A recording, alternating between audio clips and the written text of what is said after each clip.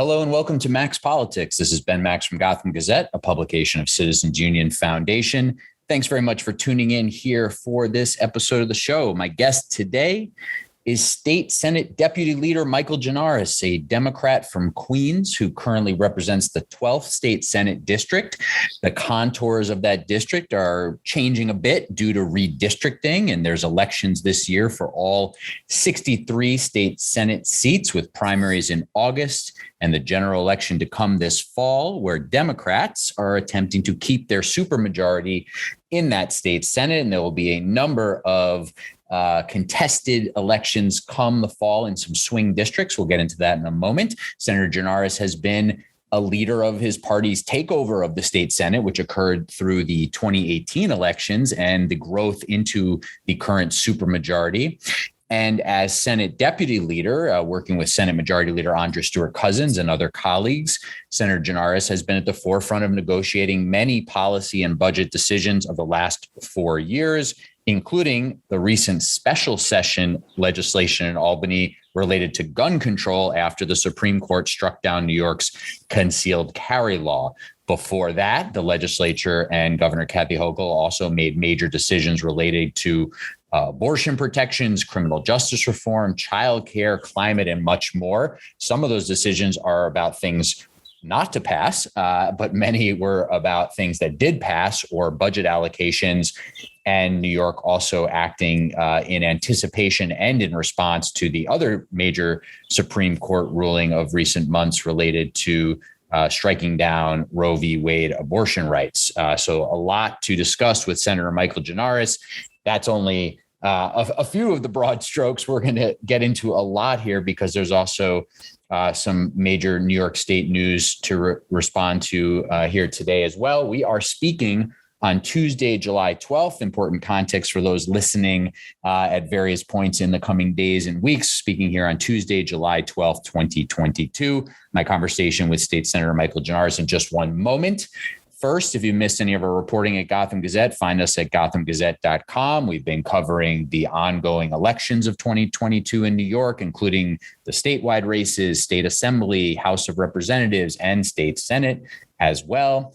Here on Max Politics, we've been continuing a variety of conversations, but I've started to interview the major candidates running in the wide open 10th Congressional District of New York. That's a newly drawn district, like all of them have had boundaries changed. But this one is now a race for Lower Manhattan and a big chunk of Brooklyn, where there is no incumbent running. It's a very interesting race. I've started to interview the candidates in that race. I've already had conversations with Carlina Rivera, Dan Goldman, and Joanne Simon, and discussions coming up with Yuleen New, Bill de Blasio, and others. Hopefully Representative Mondaire Jones will agree to an interview. He's been the more challenging one to schedule. So if his people are listening, get back in touch so we can have Mondaire Jones on the show as well, as he moves from his current Hudson Valley district, I should say, to Brooklyn to run in the new 10th district. All right. State Senator Michael Gianaris, Deputy Leader of the State Senate, a Democrat from Queens, architect of campaigning for Senate Democrats and things related to politics and policy for New York Democrats, especially in the state Senate. Thanks for being here and taking the time. Thanks for having me, Ben. So if I didn't cover enough in the introduction there, the day before we're speaking here on Tuesday, July 12th, we got news of the planned resignation now and retirement of the New York Chief Judge of the Court of Appeals, Janet DeFiore. This coming after a number of major decisions by the state's highest court, the Court of Appeals. It's apparently coming amid some kind of ethics investigation into her that we're, awaiting more news on. But there's been some reporting from the New York Law Journal and elsewhere that there's something going on there where she was being investigated in some way. So you reacted initially in a statement, but what's your reaction to her announcement that she's resigning at the end of August? What do you think? What do you think needs to happen from here as we look to the future of the state's highest court? It was a surprise, I think, for everyone, because generally someone in that important a position doesn't just walk out the door with 3 years left in her term. But that'll sort itself out. I read what you read about why that may have happened, and I guess we'll find out if there was any malfeasance there. But my interest is always in what this means for the state from a policy perspective, in terms of the direction of the court, and it gives us a really great opportunity to take corrective action. Because the court has drifted into a place that's not really representing the values of our state. It has become a court, thanks to the 4 members that have stuck together in this majority block that we've had of late, that has been ruling in favor of the most powerful against the interests of those who need government on their side, and that's whether that's employers ruling over unsafe workplaces and abusing their employees, or landlords over tenants, or so many of the things that we've seen. Warrantless searches, for example, have been given a lot more leeway than they used to have. These are all things that are not in keeping with the direction the state has been going. It's the reason we have supermajorities in both houses that have been driving this progressive direction for our state, and the court has been an outlier. And what we don't want is to have our own version of the U.S. Supreme Court right here in New York, where you have this majority bloc kind of driving legal interpretations in the wrong direction. That's what we had with the resignation of Janet DeFiore. Now we have an opportunity to fix that here in New York. And we should note, of course, that nominations from the governor to the state's highest court, the Court of Appeals, have to be confirmed by your state Senate. So what's the process like, and how are you seeking to send a message to the governor about who you want to see brought before your chamber?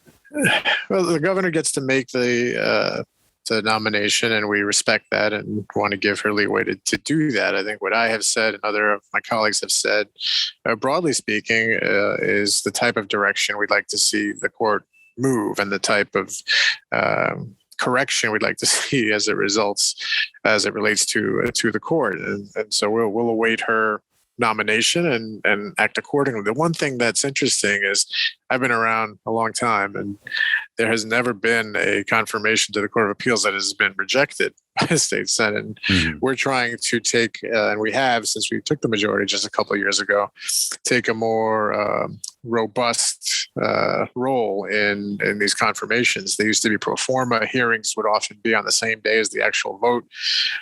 We've already done away with that practice, but the parameters of the type of oversight that the confirmation process brings is something we're still anxious to expand. I know Senator Hoylman, as the chair of the Judiciary Committee, is also anxious to fulfill our roles much more responsibly than they had been in the past. Mm-hmm. Now, some of the current court was confirmed before Democrats took the majority, but several members confirmed since you've been in the majority, including multiple members of the court confirmed it last year in 2021. And there was a particular battle over Judge Madeline Singis, who you were particularly supportive of, and there was a significant progressive attempt to stop her. She was the Nassau County District Attorney. Any regrets on that process and the ways that the state Senate has approached those nominations, especially last year? Well, like I said, I've been around a long time, and I'm proud of so much of the work I've done. That for me was not something I'm particularly proud of looking back on it. I do regret supporting the nomination. I think it was a mistake. I made a lot of calls in my many years in public service. That was one that was not the right one. And like I said, with the DeFiore resignation, now we have a great opportunity to learn from that experience and take things back in the direction they should go. Mm-hmm. And so what's the expected timeline here? I mean, this looks like there's going to have to be some sort of special session later this year.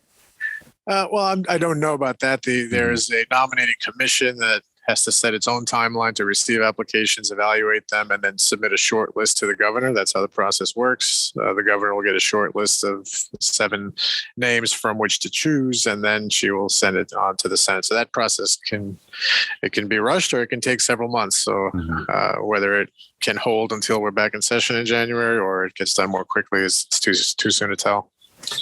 And this, the Court of Appeals connects obviously directly to the redistricting process that just unfolded, and there were a number of twists and turns in that process.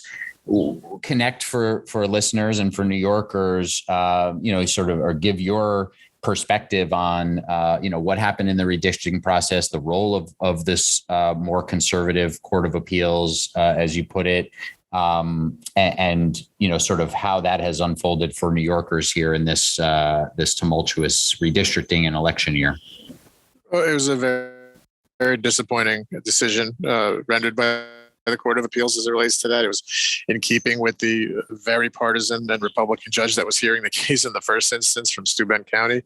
I think it's fair to say that there could be disagreement about whether the lines in particular for a particular house of the state legislature or of Congress may have had some pieces of it that needed correction. But to say that the legislature had no power to draw the lines at all, which is what the Court of Appeals ultimately did, is completely out of left field and not in keeping with the very explicit direction of the state constitution.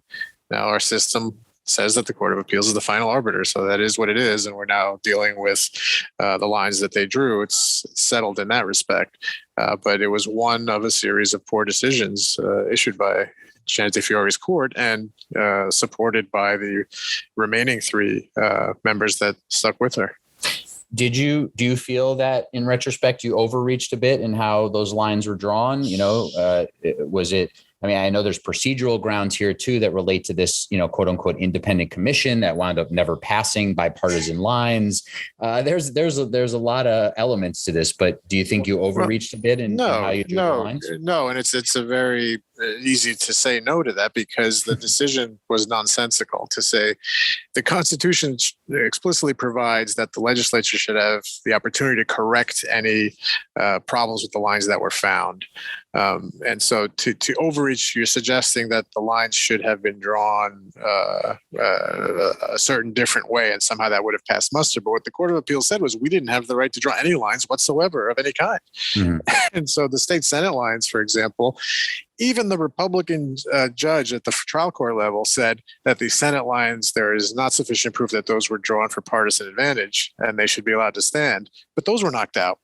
So overreach, we didn't even overreach in the Senate lines, according to the Republican judge. Mm-hmm. But the Court of Appeals decided all the lines came out, including now, as we learned, the Assembly lines, which will have to be redrawn for the 24 elections because there was insufficient time to do it for this year. Right. My point in saying that is there was so much attention on how the lines would, in some instances, favor Democrats, especially But if sorry to interrupt you, Ben. But no, it's okay. But I understand the ruling on the procedural. Right, but that's important. That's an important distinction as it relates to your question, because if the decision was simply the lines for Congress were drawn impermissibly in an impermissibly partisan fashion, the remedy, according to the Constitution, is send it back to the legislature with direction to do it differently. That didn't get to happen, because the court just took it out of the legislature's hands entirely in an extra constitutional manner.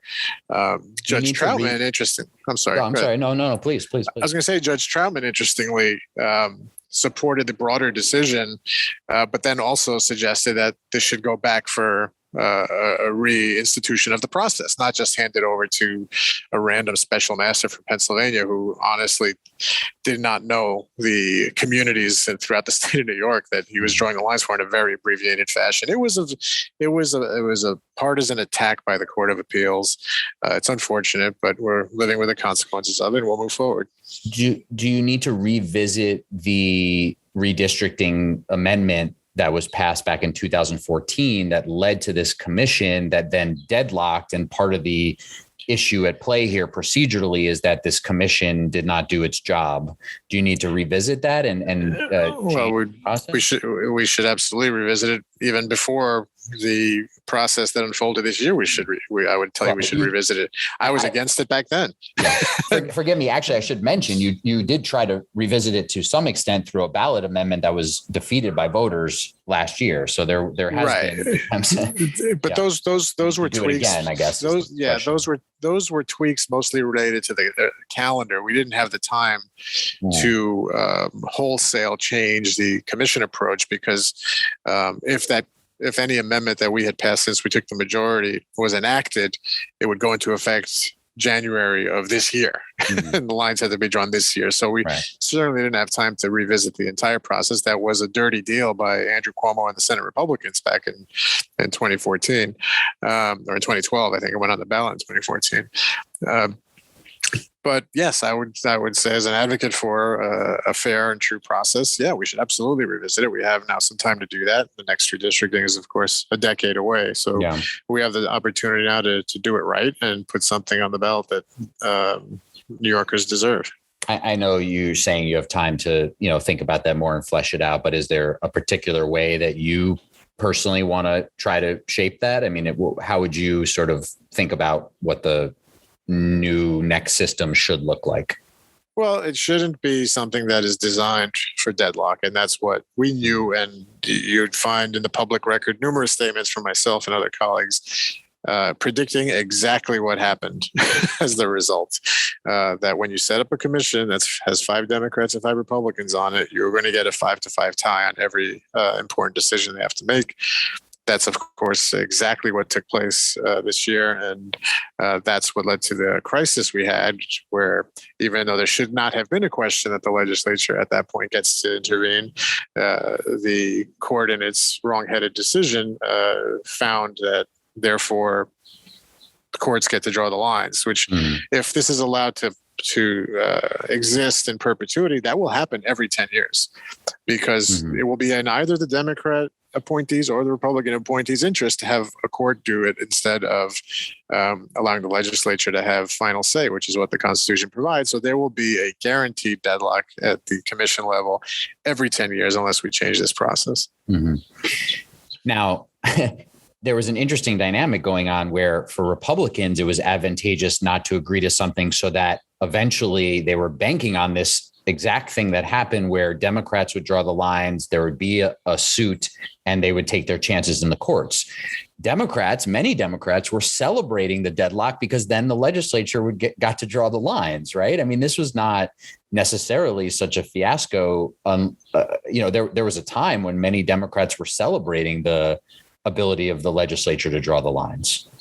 Well, as someone who was involved in that process, we weren't celebrating or complaining. We were dealing with what was in front of us. And it's pretty clear that the constitutional process allowed for the legislature to have the final say, approval or disapproval of what the commission does. The idea that if the commission deadlocks, we don't have that ability is ludicrous on its face. So we had a ludicrous decision from the Court of Appeals. So we were dealing with what we had in front of us. We came up with lines that complied explicitly with all the requirements and statute and in the Constitution. And the court went haywire on it. So now we're dealing with, just think about this. If the commission had come up with a plan, we had the ability to reject it and then do our own lines. No one's disputing that. It's just that because the commission did not come up with a plan, therefore we lose that power. It's silly. It was a vindictive decision by a court gone haywire. And fortunately, we have the opportunity to change the direction of the court. Too late as it relates to the redistricting process. But on so many issues of importance to the state, we will have that opportunity. All right. Speaking of redistricting, your district is changing a bit. What's going on? Describe for folks the changes in your district and how you're handling that. You have to run for re-election this year. How's your district shifting? And do you have to move? What's No, I don't have to move, but as a good example of I know legally you don't have to move, but No, in reality, I live in the district I'm seeking. But this is a good example of how some academic from Pennsylvania doesn't understand our communities. Astoria, which is a well-known, defined neighborhood in New York City, has been split into three pieces with what they did. They sliced it vertically in half and then took a piece of the northern part off and connected it to the far reaches of Northeast Queens. But again, as I mentioned, we're dealing with what's in front of us. So I live in the eastern half of the district they drew, still the same number, District 12. It still contains half of my current district, a good chunk of Astoria, together with Sunnyside and Woodside and Ridgewood, and then adds communities in Maspeth and Elmhurst, which are great neighborhoods to represent. I'm looking forward to getting to know the residents of those communities better than I already do, and we'll keep moving forward.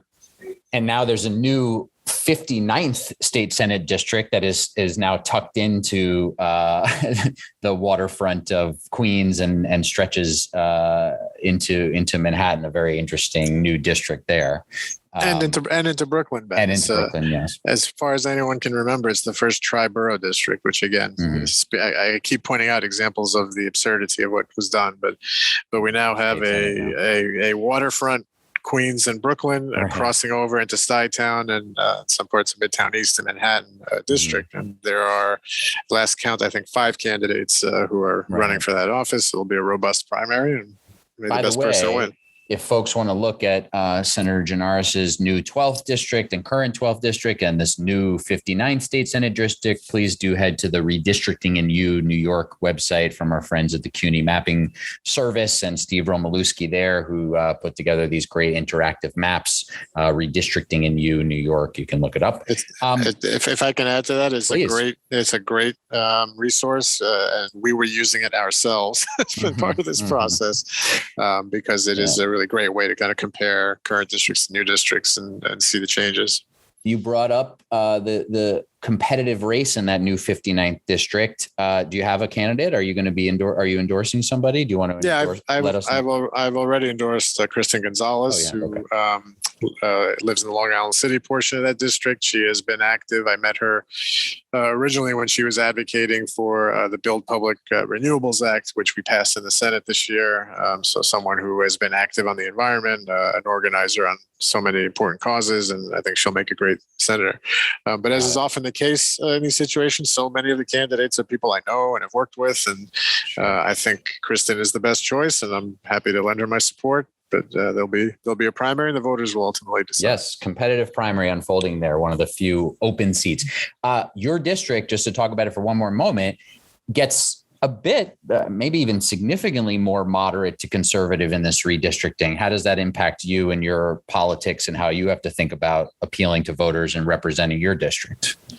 Well, the parlor game of trying to analyze why elected officials do what they do is always fun. But I have been remarkably consistent from my first days in the assembly all the way through my current point in the state Senate and leadership. And I just do what I think is right. And then I work to tell the people I represent why I did it. And to the extent we agree, then that's great. And if we don't, I try and explain to them my reasoning.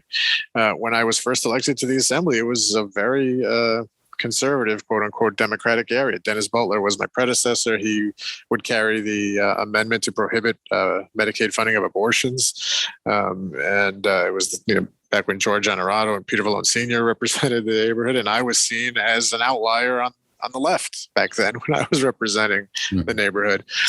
Times change, New York City changes, and obviously we're now represented by the likes of AOC and Tiffany Caban, and it's a different population here. But for me, it kind of gravitated to where I had already been. And so trying to do the right thing for people, trying to do the right thing for those in our state who usually get the short end of the stick, who don't have a lot of money behind them, who don't have a lot of power. That's the job of an elected official, in my view, is give the power to those people who don't otherwise have it. The rich people, they can handle themselves. They know how to influence elections and influence decision makers with their money. And I don't think that's a good thing, but They certainly don't need extra help, but people who have trouble paying their rent in an increasingly unaffordable city, or people who are being abused in the workplace and are not allowed to organize properly, which we're dealing with at one of our local Starbucks right now, in fact. Those are the people that I try and stand up for and use the power I have to advance their interests. That's always been the case, no matter what my district has looked like. And so now I still have about half of the district I currently represent, and then the new parts, I will work hard to let them know what I'm doing to try and improve their lives. As you're speaking with people, I imagine in some parts of this new district, especially, I imagine in various parts of this district, bail reform must come up. And in some parts of the district, people want to know why the legislature agreed to certain rollbacks, changes to the law 2 different times now, the second time this year under Governor Hochul. And then in some parts of the district, you'll probably hear people saying, what are you doing with this bail reform? And you need to repeal the whole reforms you did and give judges more discretion and lock more people up. How are you navigating the changes that have been made, and that issue being one of the leaders on the bail reform issue, and compromises that have been reached? And they haven't necessarily, as you've explained even to me on this show in the past, you've reached compromises that were not necessarily your full loaf that you wanted. But how are you talking specifically about that issue to voters, either in this district or anywhere else? Well, you're right. The legislative process is not unilateral. It wasn't designed to be that way. A number of people of different viewpoints have to agree to get to a conclusion, and so we do the best we can. But there's been no issue I've ever dealt with that has been so misrepresented in the bail issue. When you sit across the table from someone and you explain to them what it's really about, the fact that people who have means and have wealth are on the streets regardless, no matter what they're charged with, and those who are poor do not get that opportunity. The unfairness of that is evident to people once you get into that kind of a conversation. Now, that being said, there's situations like the changes we just made, because we're always trying to learn and improve, where someone who is repeat offending over and over and over again while they're out obviously should be treated differently. And we now have taken steps to deal with that circumstance. But the overall issue of whether we should require people to pay for their freedom before they're convicted of a crime is, once you scratch the surface and actually learn about it, pretty clear where justice lies. These are people who have not been convicted of crimes. We're taught since we're children in this country, you're innocent unless proven guilty. That's not how it works as it relates to the bail system. So making those important reforms, making those changes, I think is something I'm proud of. Can we always look to improve it and make it better? And is it imperfect because other people who may disagree with me have a voice in it? Yes, all of that is true. But overall, to try and remove the influence of money and means from the question of whether someone is free while they're awaiting their day in court is one that we should all be able to agree on. But it's been so badly demagogued. I've had cases, you see it on Twitter all day long, where someone will be charged with a crime and be out on bail. In other words, bail was set and they paid their bail and they were out. And people will be like, look at what the bail laws have done. This person's out on bail. Well, no, Obviously the bail reforms had nothing to do with that, because there was bail set. The person paid the bail. That was the case before we did anything. And it's the case now. And frankly, that's the unfairness in the system we're trying to correct. Now, in the past, judges in New York basically use setting a high bail as a proxy for a dangerousness standard and the ability to lock people up pre-trial.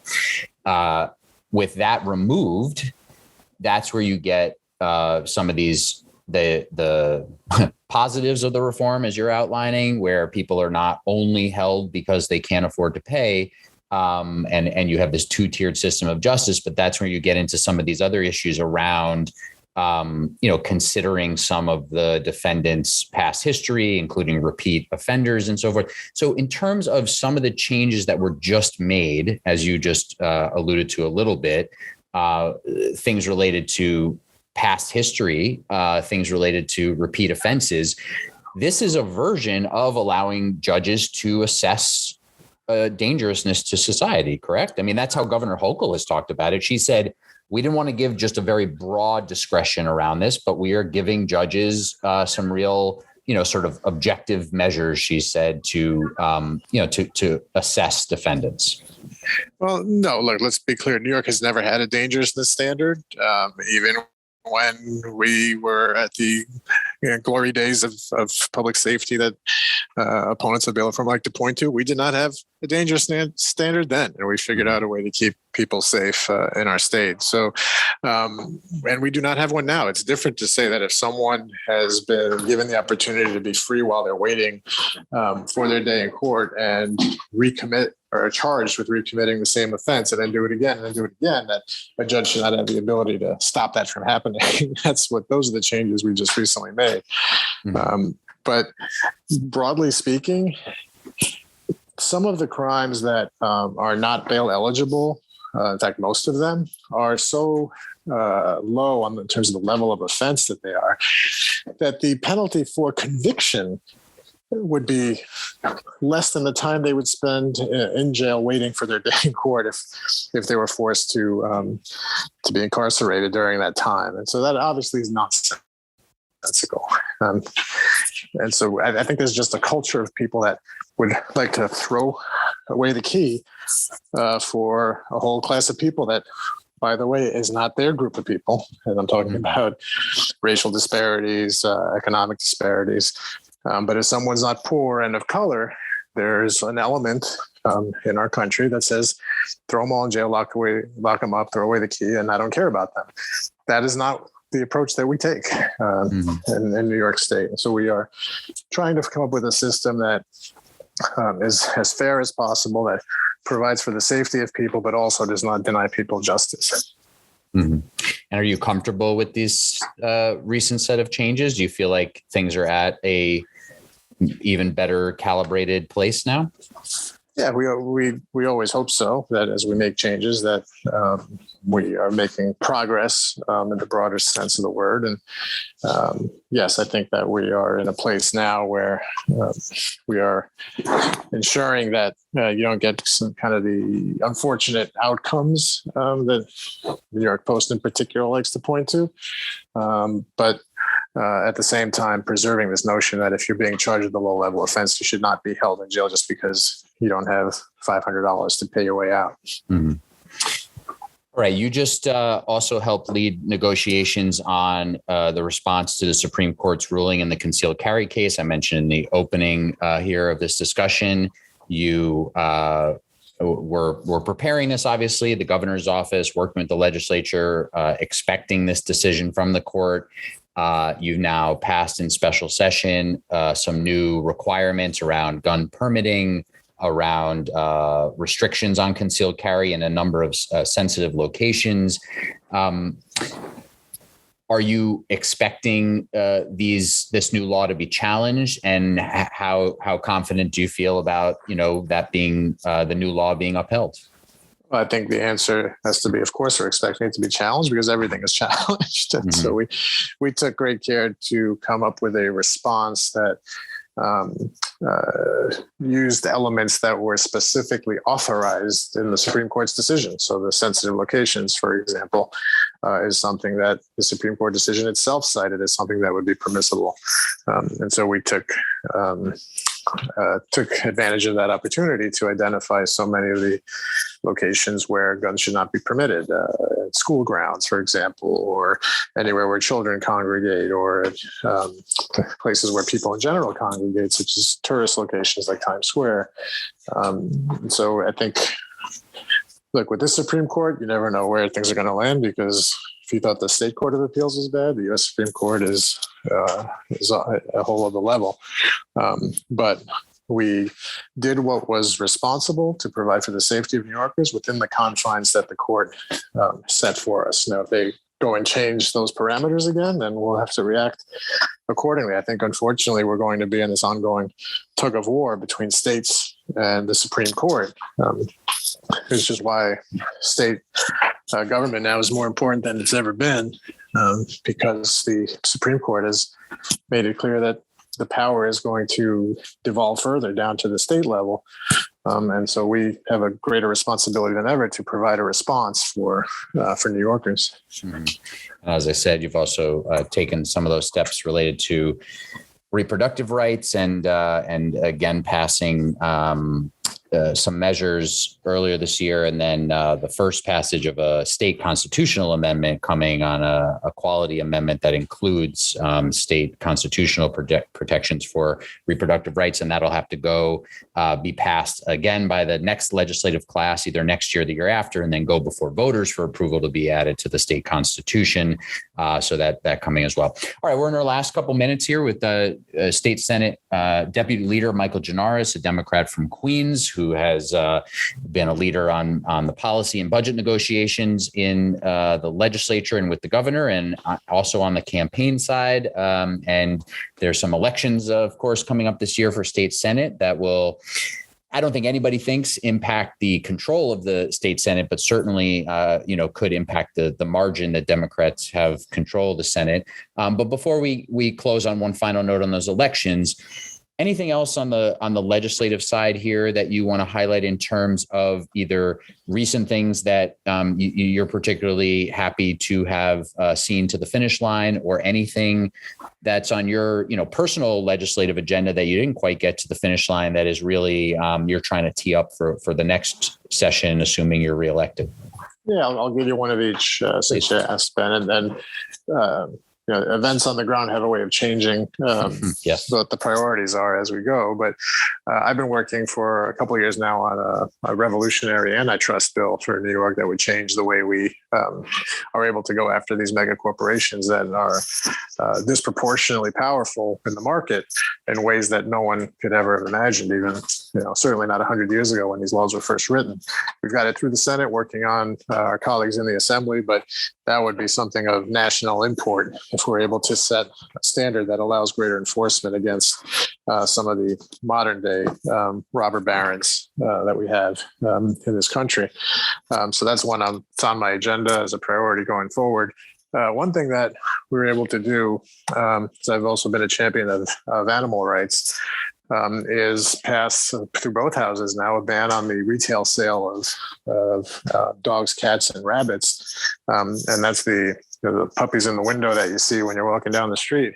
Most people don't realize generally come from puppy mills, often outside the state, where the animals are abused, they're sick. The parents, the mother of these animals are often discarded when they're no longer able to bear children. It's really awful stuff that touches every single retail pet store in the state that sells animals.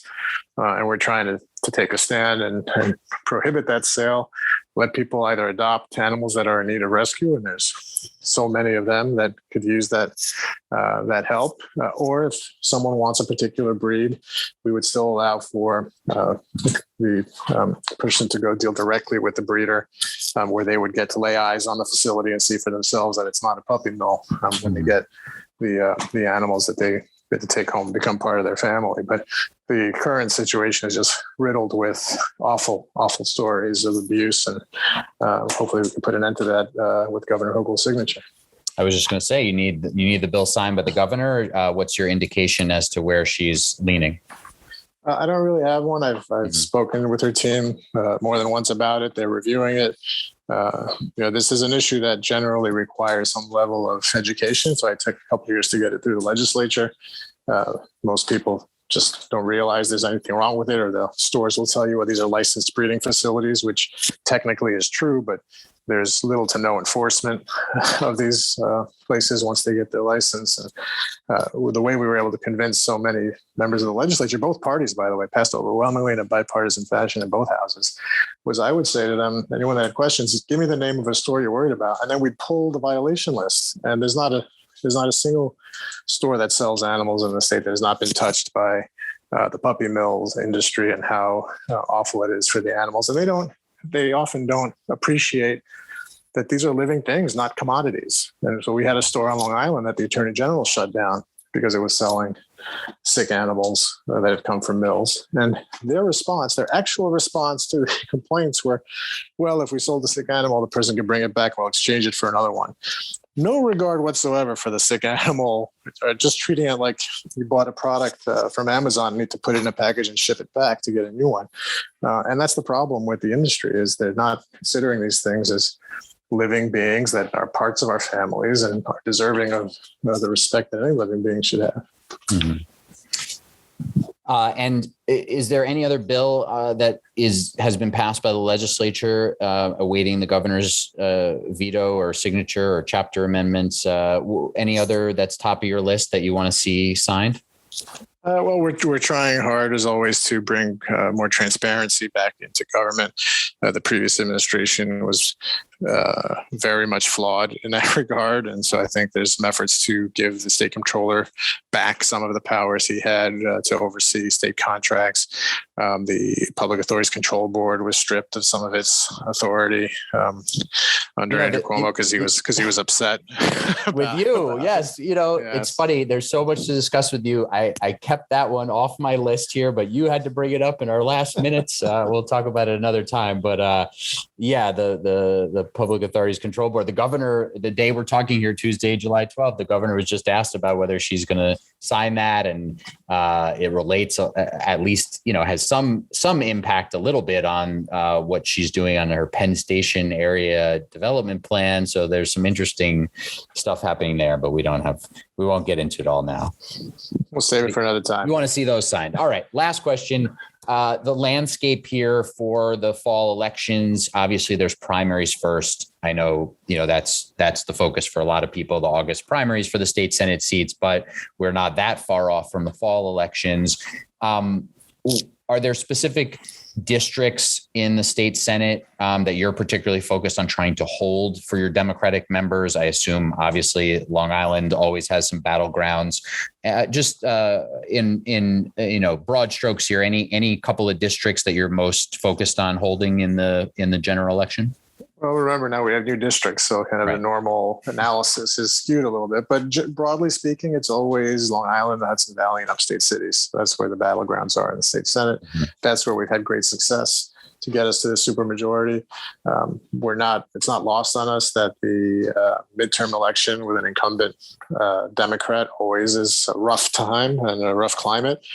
So I think we're seeing some of that. So we have to fight kind of upstream as it relates to that. But fortunately, we've gotten ourselves the largest majority in state's history by being effective at our campaigning and our policy making, to the point where voters keep reaffirming their decision to send us back. So we'll kind of withstand what this year brings, and we'll be ready for more. Mm-hmm. No specific races or districts you're focused on? No, we're focused on a lot. I mean, that's we have an embarrassment of riches in terms of our members. And so we have probably a dozen races that we're monitoring. It's too early to tell where the battlegrounds will fall just yet. And just quickly, are you 100% behind all current Democratic incumbent state senators, or is that not a given? In November, certainly. You're asking about in the primaries.